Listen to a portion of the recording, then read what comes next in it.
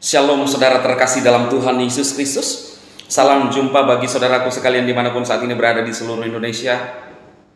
Saya berdoa roh, jiwa, dan tubuh saudara dipelihara sempurna oleh Tuhan kita Yesus Kristus, Sang Penyelamat dunia. Saudaraku, pada hari-hari ini kita memasuki bulan 12 dan sebentar lagi kita akan memperingati hari kelahiran Tuhan kita Yesus Kristus. Dia datang ke dalam dunia ini untuk menebus dosa manusia.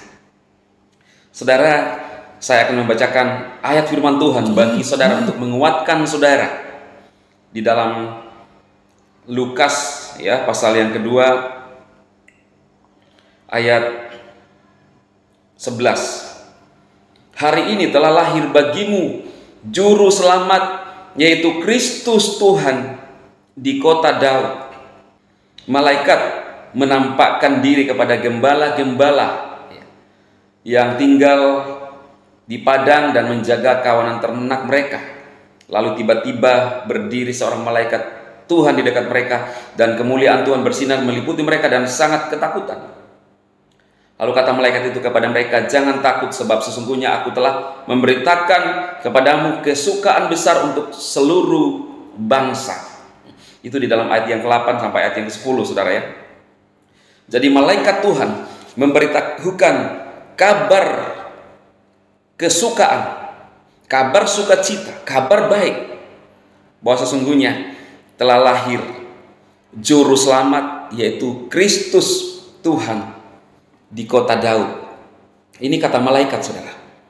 Malaikat yang ngomong langsung kepada gembala-gembala. Jadi penyelamat itu, juru selamat itu hanya di dalam Yesus. Dia tahu menyelamatkan umat manusia. Dan siapakah yang diselamatkan, saudara? Orang yang percaya kepada Dia. Ini ngomongan malaikat loh, saudara ya. Dia berbicara dan berpesan kepada gembala-gembala yang ada di padang bahwa hari ini telah lahir juru selamat dunia. Itu sebabnya kita sebagai orang yang percaya bersyukur bisa mengetahui dan mengerti Yesus Tuhan kita, penyelamat kita, yang menyelamatkan umat manusia dari dosa, saudara.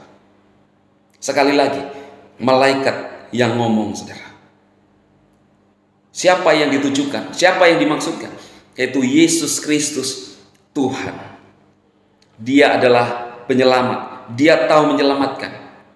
Saudara, kalau kita terkena musibah, lalu tidak ada orang menyelamatkan kita, kita butuh pertolongan, maka kita bisa tidak tertolong, saudara.